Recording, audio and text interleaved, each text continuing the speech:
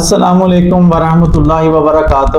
کیسے ہیں آپ لوگ؟ امید ہے کہ سب خیریت سے ہوں گے۔ تو آج کا سوال ہے کہ کیا خواتین قبرستان میں یا مزارات پر جا سکتی ہیں؟ تو دیکھیں یہاں پر نبی پاک صلی اللہ علیہ وآلہ وسلم کی ایک حدیث آپ کو میں سناتا ہوں۔ نبی پاک صلی اللہ علیہ وسلم نے فرمایا کہ میں نے تمہیں پہلے زیارت قبور سے منع کر دیا تھا، لیکن اب میں اس کی اجازت دیتا ہوں تاکہ یہ اگر آپ قبرستان جائیں گے تو اس سے لوگوں کو نصیحت حاصل ہوتی ہے، فکر آخرت پیدا ہوتی ہے۔ حدیث کا مفہوم، اب اس حدیث سے ہمیں یہ پتہ چلتا ہے کہ آقا کریم نے پہلے تو منع فرما دیا تھا، بعد میں اجازت دے دی، اور اس میں مرد اور خواتین دونوں شامل ہیں۔ لیکن یہاں پر میں ایک اور بات آپ کو کوٹ کرنا چاہوں گا کہ نبی پاک صلی اللہ علیہ وسلم کے دور میں خواتین مساجد کے اندر جا کے نماز ادا کرتی تھی۔ بعد میں تمام صحابہ نے اس پر اتفاق کر لیا تھا کہ اس سے فتنہ پھیلنے کا اندیشہ ہے، لہٰذا خواتین گھر پر ہی نماز پڑھیں، یہی زیادہ بہتر ہے۔ اب یہ دیکھیں نماز فرض ہے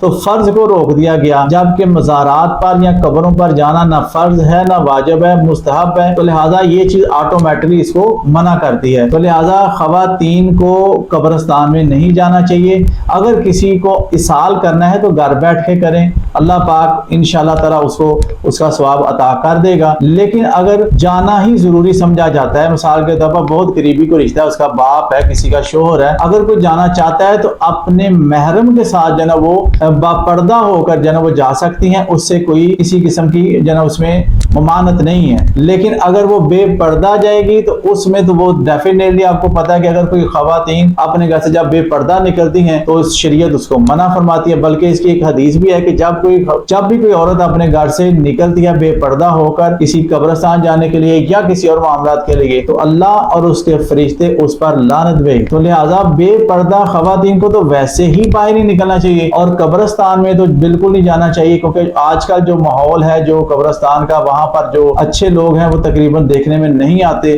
تو لہٰذا میں تو یہی آپ کو کہوں گا کہ قبرستان میں مت جائیں خواتین، اگر جانا ہی ہے تو باپردہ ہو کر جائیں۔ اللہ تعالی ہمیں دین کا علم سیکھنے اور اس پر عمل کرنے کی توفیق عطا فرمائے۔ اپنی دعاؤں میں یاد رکھیے گا۔ السلام علیکم ورحمۃ اللہ وبرکاتہ۔